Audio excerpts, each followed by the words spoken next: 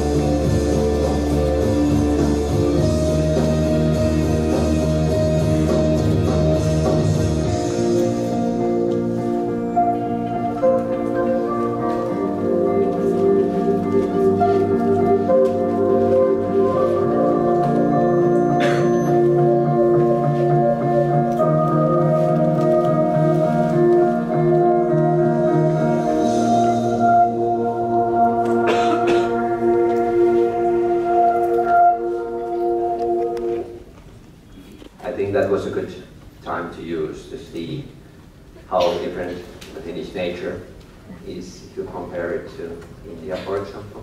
We have lots of lakes, and as you saw, the lakes, they froze during the winter time, and we can skate on the lakes and so on.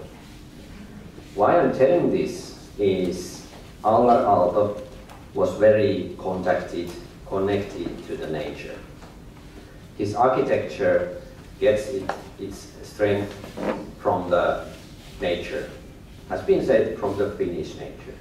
He wanted to have the quiet lakes and forests, even inside of his buildings. He threw them inside of the buildings. So let's have a look to the SAYNATSALO town hall, which you also saw on that film. It was flying over the town hall once, the camera.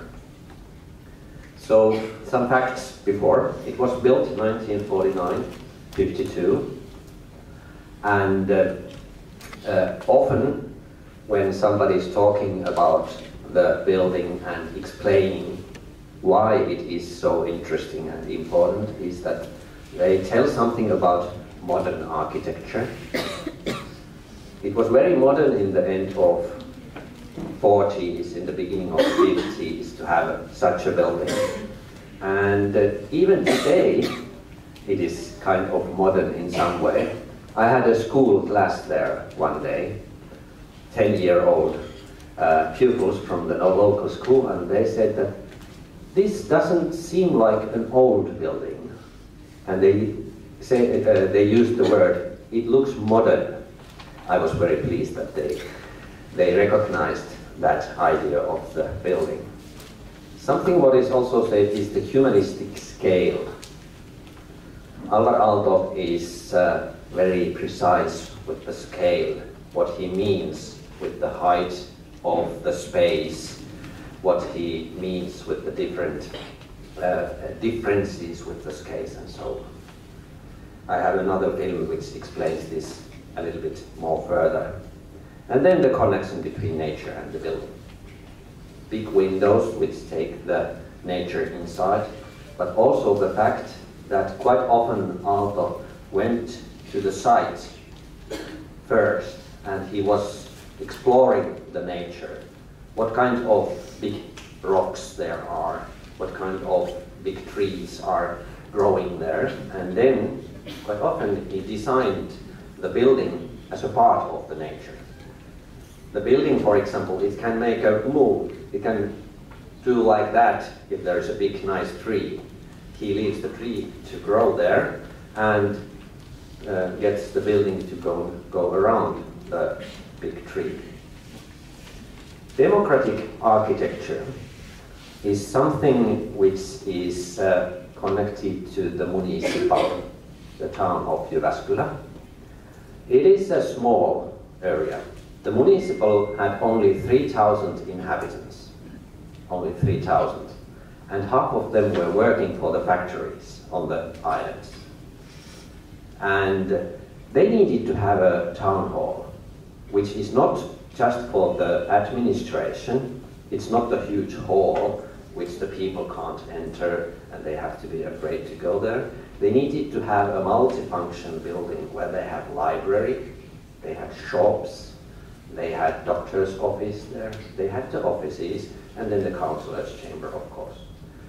And how Aalto made it to be democratic is, of course, the scale, the humanistic scale, the human scale, but of course small details, also small details, like the connection between the apartments and the administration. It is transparent door. You can see through the administration to the apartments and vice versa. And details. This building is one of those buildings which Alvar Aalto made as a total art piece. He didn't just make the architecture. As I told, he placed it in the nature and designed the architecture and the building, but then lots of details like lamps, door handles, furniture, the placement of the art pieces and so on. He was very precise what he wanted to have there and what he didn't want to have there. For example, there was a bank in the corner downstairs, and they placed a neon sign that the bank is there, green lights going there. Aalto didn't like that. One night he came there by taxi and was starting to throw stones on that neon light, and it fell down. Of course, the police came and asked, "What is happening here, Mr. Aalto? What are you doing?" He said that I didn't design here any neon lights, so there shouldn't be any. So it is. And even today, in my contract, when I rent the building from the town, it says that I can't place any neon lights on the walls. So I have some images from that building. So from the outside, it is red brick building. It is Alvar Aalto's first building, general office building in Finland, which main material is red bricks. And after that, quite many buildings of this were made out of red bricks. The other important material is pine wood, local pine wood, which the pines are also growing around the building. On that right upper corner you see the building from the drone. So there is a courtyard which is inside the building. From the film you will see the idea of the courtyard, which is elevated a little. All the commercial space is down here. Down here, where you see there we have the cafeteria nowadays, and there are shops and so on. But then when you take the granite stairs which are in the corner, then you get to the courtyard. The piazza, like Aalto wanted to call it. You probably know that Aalto liked a lot Italian architecture, Italian heritage, Italian culture, and he wanted to have references to Italian architecture. Also here we have a piazza. And the piazza is surrounded with the corridor, which is a place which is kind of between the inner space and outer space. So there you see the courtyard, how it looks during the autumn time, when all the green leaves turn to red and orange. And then the leaves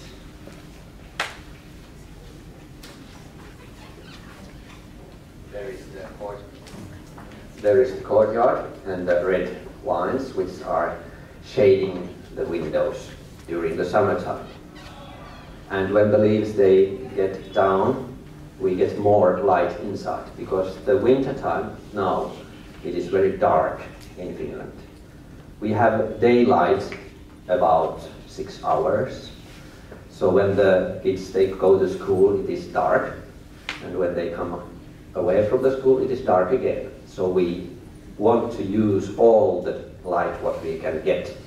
So that's a good idea to have the vines which drop their leaves, not to shade the windows during the winter time. But the summertime, it's fairly hot, so then it's needed to have some shade.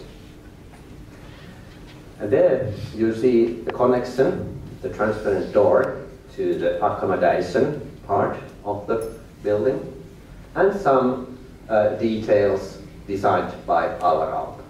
This furniture here is French, and still today they make this kind of chairs, and they are quite well known in Finland and all over the world. And there you see the corridor which starts from here. So this is the area where the people come first when they get inside to the building. And that is how it looks during the winter time from the outside. This is from the corridor. So we have snow, and then there is the on the courtyard there is some snow, but the corridor is inside. So you see that there are glasses to keep the warm inside. And that's the idea. The corridor is a reference to Italy. It might be kind of a loggia. Loggia in Italy, it is the place which is not outside, not inside, but somewhere in the middle. It is quite often surrounding the piazza, and you go to loggia, there is the cafeteria and the shops in the shade, because in Italy it is hot. But in Finland, Aalto made the loggia to be the place which is warm, also during the winter time. And then there are some images how the light plays in the building. I could have listed on the very first slides also the use of light. That is important for Aalto, to use the natural light, but also artificial light. The natural light comes through the big windows, which you can see in this picture here, and even in these pictures. And during the day, when it comes from different directions, it creates quite interesting shades and shadows. I said that the winter time now, the day is very short, but the summertime, of course, it's the opposite. The night time, it is in Jyväskylä, our area, it is around 4 hours. The other 20 hours is sunlight, because we are so up north. The winter is so different than the summertime. And then we start to see the staircase, which leads to the most important part of the building, the councillor's chamber. I have taken here 2 images where there are student group which was visiting the town hall here, but then also local children. They have some theater plays and musical events and so on. So that is one way to use the building still, like it was used, to have events and even some birthday parties and so on. You can see it also on the floor. And quite often Aalto tells you something with the materials. For example, here, this floor material, we can't now see it from this picture, but it leads you up there to the corridor. Because outside of this picture it changes to be the normal white terrazzo. You can see it from another building there. There you can see that it changes the material of the floor. And it easily explains you where to go when the activity, the purpose of the space changes and so on. You don't have to make walls, you don't have to put signs, you just use the materials to tell the story. And here are some of our students, which already have been in our residential program. Some of you might know them. There is Shuyash and Ayush from your institute. They were 1 month in Säynätsalo in our residency. There are also 2 other students from Harvard University, and those 4, they were during the October, they visited the Säynätsalo town hall, and they are seeing here the light of the stripe window, which is going around the whole tower. And now we are in the councillor's chamber, which is probably, and it is the most important space in the building. And of course Aalto wanted to make the importance by using the best materials, making lots of details, and thinking about the light to the latest point, how it goes in this room. It is quite dark. For nowadays standards, it's maybe a little bit too dark. I rent it for meetings, for example. And the first question in the morning usually is that where do we get the lights on? And I have to tell that they are already on. It is all what you get there. And even during the 50s, the councillors, they were asking Aalto why it has to be so dark. They don't even read their papers in there. So Aalto answered, yes, you have made a mistake. You don't go there to read the papers. You read them beforehand and then you go there to make the decisions. That was his explanation for the activities in that space. This lower corner here, it is probably one of the iconic images of the building. It's the trusses on the roof. It's called, or Aalto himself called it, butterfly wings. It is very light structure. It is not functional anymore. Before Säynätsalo Town Hall, Aalto and the other architects had made very functional buildings. Like there is nothing decorative things and so on. Buildings like machines, but in this building, Aalto wanted to have some human touch more than in pure white concrete functional building. So it has been said that it's functional, humanistic functionalism. Another north. So basically, there is no sunlight coming there. Maybe the summer nights something, but not normally. But Aalto still covered it with wooden shades. And with the wooden shades, he points the lights. The small amount of light what he accepted to that room or space, he wanted to point it to the front part of the room and some of the back wall, which otherwise would be very dark. So, those were the images of the building itself. As I know you are architects and environmental, you have environmental studies and so on, you might be also interested in drawings and things like that, so I have explained to you something what is inside that building before I go on to tell you about the nowadays activities. So we have guest rooms.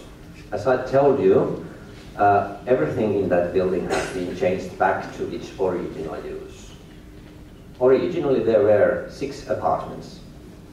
There were for the workers of the municipal, the doctor of the village, the officers, the maintenance people. They have been living on this building.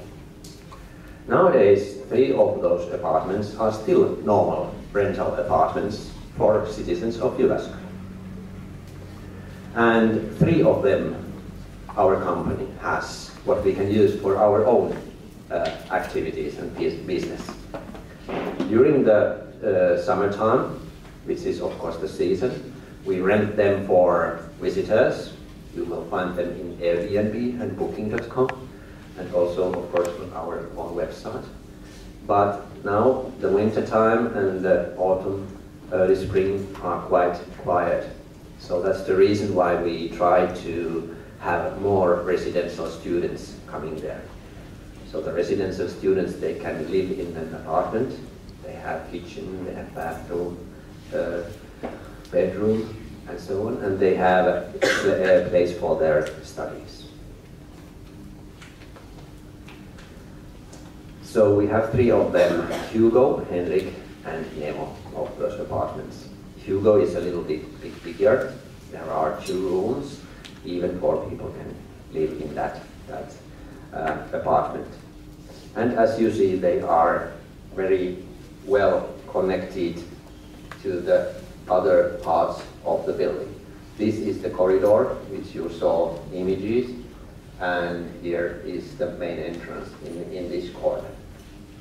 Nemo is downstairs on the ground floor. Other apartments are on the first floor.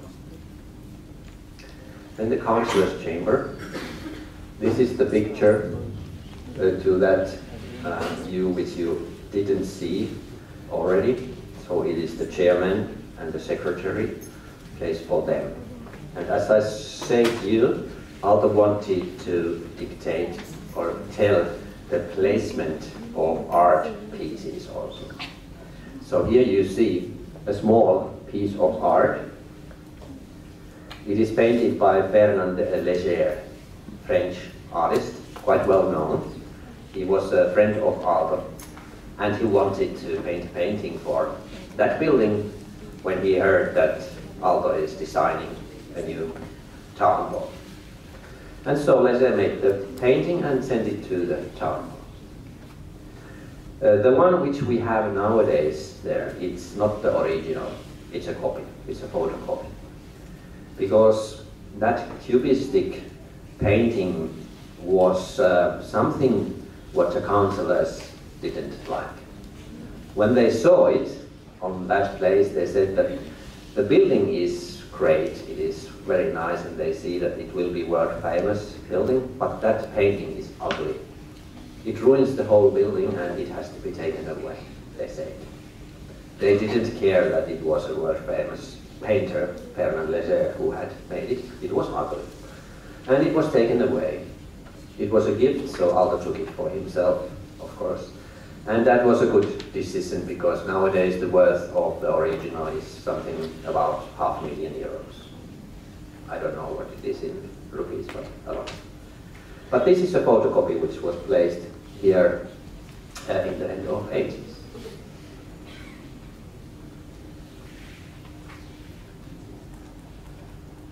Then more rooms which we have there. We have studies for our students, and for example, this weekend we will have there an event for local people. It is so-called starting for the Christmas season event. So the local people come there to sell some of their own products, and the Santa Claus is there, and things like that happens. And we have more studios on the ground floor. And then the cafeteria. This is one good example about the activities. Because when it happened that the municipal Säynätsalo didn't need that building anymore, it was left empty.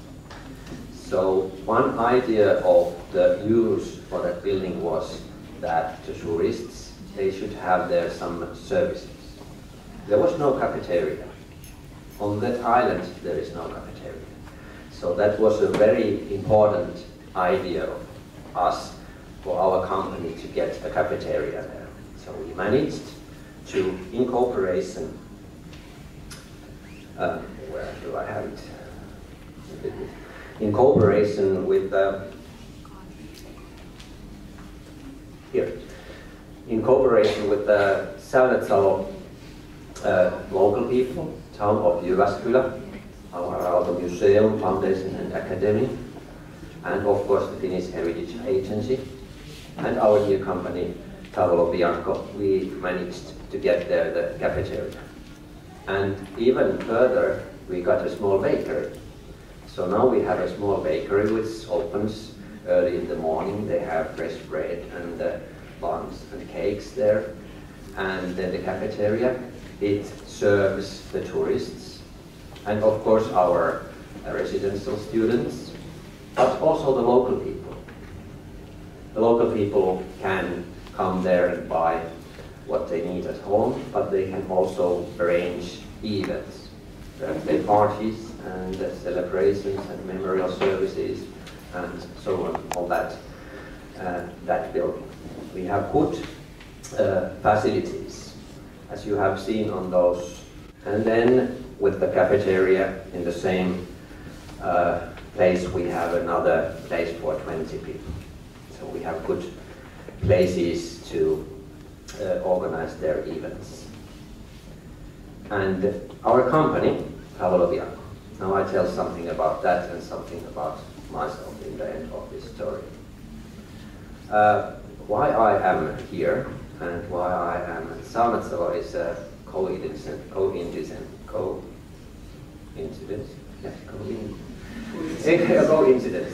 English is not my mother language, but I think you wouldn't prefer Finnish if I spoke it. So I try to speak English. So I was working, I was basically elementary teacher in the beginning, and then I started to make school books, and I was an editorial editor for school books, and I started to make the layouts and so on. And then I went to software business and so on. And then 3 years ago I thought that I could move somewhere from the capital of Finland to start to employ myself, to do everything what I can do, and make some book layouts and even write some book and make some editing and so on. And I was looking for a nice place, maybe 3 hours car ride from Helsinki area, which in Finland means about 300 kilometers. And I thought that Jyväskylä would be a nice place. And I didn't know much about Alvar Aalto before that. I just moved there, and I had an apartment in the capital also and in Jyväskylä, so I could pendle between those 2 apartments where I was needed. And then I saw the empty town hall, which was closed. And the tourists from Australia, India, Mexico, whatever, they were coming there to see the building, and they couldn't enter the building. It was closed. So I asked the Säynätsalo town, who owns the building, that do they see the win-win situation? That if I have my working space inside the town hall, I can open the door for tourists. And they said that, why not? That's a good idea, let's try.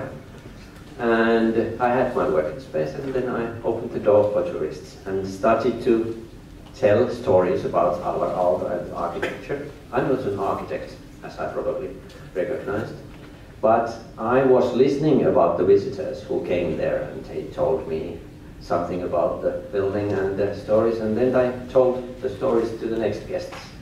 So that was my tourist guidance strategy.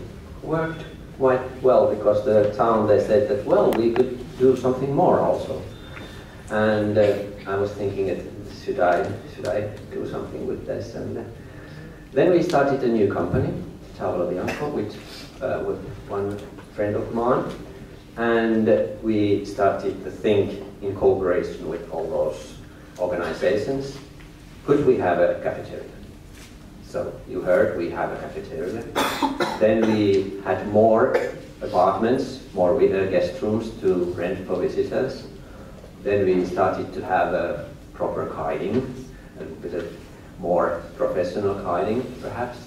And then, of course, we have the facilities for the events, as I told you. And then we also started to organize some tours to different Aalto sites. And then the residency. So we have quite a lot activities going there. If you think that we started that 2 years ago, it is going quite well. Of course, last winter, or this autumn was special for our residential program, because we got funding for one Finnish foundation. They paid 4 students fee to come to Finland and stay the 1 month there. So that helps quite a lot, of course, the students to come. We are working hard to get funding also for some students, maybe you, to come to Finland some year in the future. Otherwise, the students or the researchers who are coming there next spring, for example, they are paying the residential fee of their own. But for example, 2 of those, they are already graduated, and they make some projects. One of them make a publication about Alvar Aalto and the Northern modernism and so on. So they just want to have a space where the inspirational space where they can make their own work. But also our residential program, it has good program visits to different places in Finland during 2 different Aalto sites.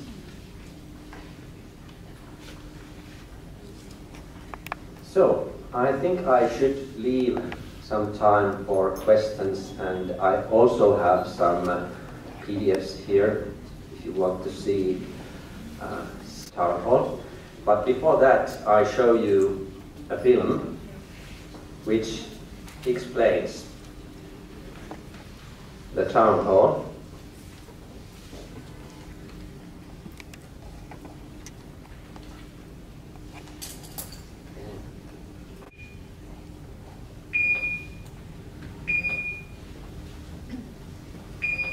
Hi, my name is Koa.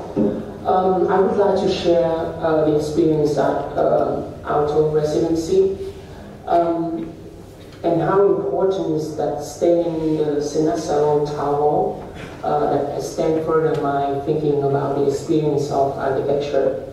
And I've been trying to use a technique of drawing to capture the spatial experience that Aalto composed in this tower, which I think actually share the statement of he was proposing about modernism, but in a very humanistic scale. So I would like to explain the drawing based on the unfolded spatial sequence. So we can begin in here when you approach the town hall. You've been within the forest of pine tree. The scale is very large and massive, and you have the view toward a brick two-story building. But then when you get closer toward the stepping, which is he actually introduced the approaching, that gradually changing the scale from two-story to one single story. Here's the courtyard is actually different with what he learned and inspired in the Italian plaza. When you can see surrounding by the plaza is extremely humanistic scale within the appearance of the landscape also. And then when you get toward the entrance, space starts to get compressed, very compressed. And then when you get into, which is the main space that we are right now, is actually you are in between inside and outside, but the idea of compression or the humanistic scale still maintained. And if you start to continue your journey to go up toward the main hall, it's actually space gradually open up toward this staircase that wrapping around that spatial layer around the main hall, and finally you get into the destination, which is actually triple high space with the magnificent butterfly church that you can see this, in this diagram also. So to sum up, Aalto work is not only about the way he composed material, the way he situate the building itself surrounding the context, but also about composing a certain spatial sequence that allow you to explore different gradient of space from dark to light, from nature to between nature and man-made, and to actually private space. We were looking forward to looking at the more intimate spaces. If you had taken us around, Finland is a far place that I don't see myself coming there. So if the videos would have actually given a sense of place, yeah, I have to. So you've given me to look forward to. I'll now search that on the YouTube. So that was the suggestion. With regards to the question, is that since you're not an architect and you have got an economic model to get this place opened up as well as working, and in India, heritage is looked at as a burden. Old buildings, shut buildings, a lot of money goes into pump. You need to pump in a lot of money to get the building restored, and then how do you get the money back? Conservation economics is a very important subject to get something going, and the building plays an important component in it. Could you throw light on that? Be more elaborate on it, since you've got it as a company and got it working, and I think it's working for you. Yeah? Thank you. I can tell you that it is not a gold mine, that the money is coming from the windows and doors.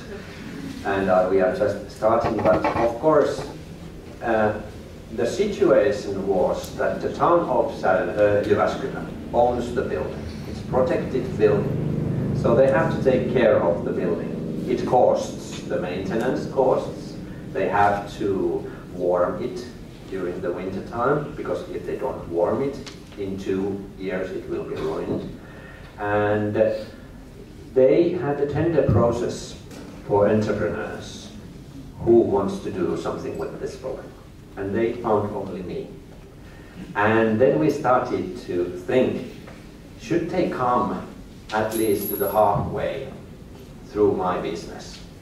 I can't pay them that much what they want to get from that building. It costs them more than I can pay. But in that case, we can start the activities, we can grow the use, we can find more business models, how to use it, and then maybe in some day, it still is in that state that it is a World Heritage. It is not ruined, and there are enough activities for some entrepreneur who can maybe take over after me. And of course,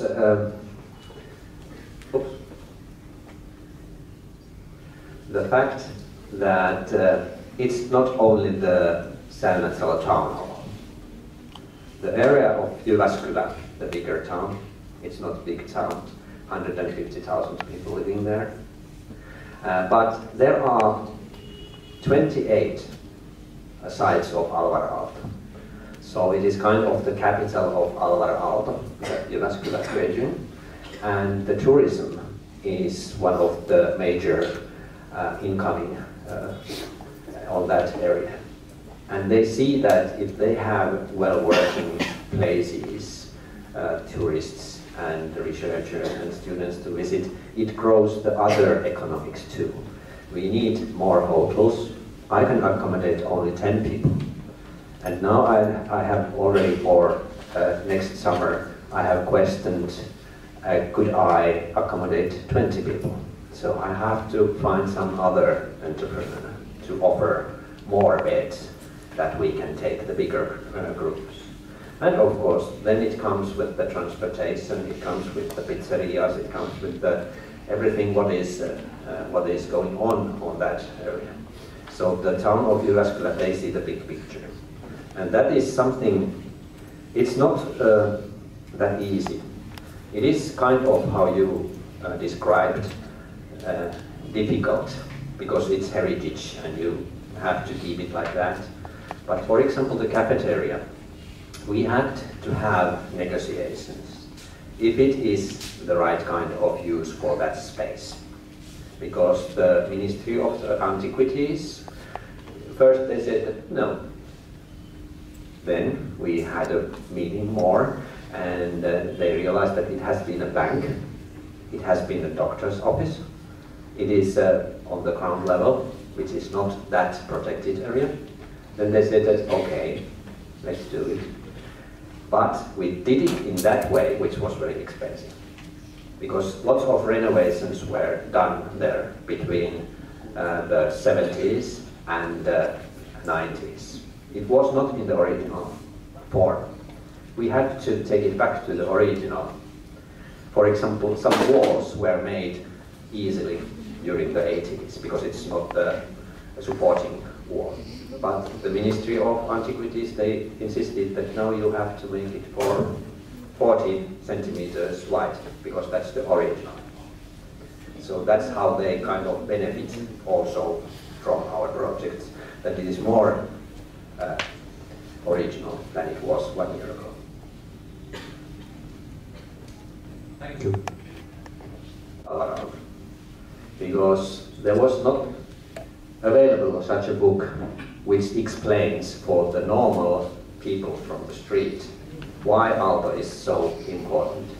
Because the Finnish people, we don't even understand what is the legacy of Alvar Aalto. So I wrote the book, tried to be not too academic, lots of diagrams and pictures and stories and so on. And there was a need for that book. It has been selling quite well. Unfortunately, it's only in Finnish. So if you want to read it, you have to learn Finnish first. Or find the funding for my translation work to do it in English. More questions?